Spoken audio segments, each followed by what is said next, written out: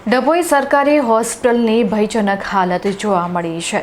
છત ઉપરથી પોપડા ખરી પડતા હોય છે તો કેટલીક વખત પાણી ટપકતા દર્દીઓ અને ડોક્ટરોમાં ફાળ પડી છે।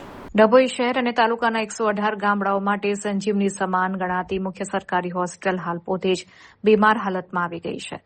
દરરોજ સેંકડો દર્દીઓ જ્યાં સારવાર માટે આવે છે તે હોસ્પિટલનું બિલ્ડિંગ અત્યંત જર્જરિત થઈ જતા અહીં આવતા દર્દીઓ અને ફરજ બજાવતા ડોક્ટરો સતત અકસ્માતના ભય હેઠળ જીવવા મજબૂર બન્યા છે।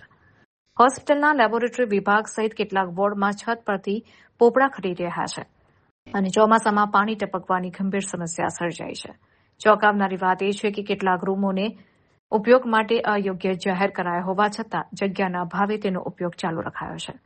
સ્થાનિકોના જણાવ્યા મુજબ ડભોઈ માટે નવી અદ્યતન હોસ્પિટલ કાગળ પર મંજૂર થઈ ચૂકી છે, પરંતુ લાંબો સમય વીતવા છતાં નિર્માણ કાર્ય અધ્ધરતાલ છે। તંત્રની ઘોર ઉપેક્ષા સામે પ્રજામાં ભારે રોષ જોવા મળી રહ્યો છે।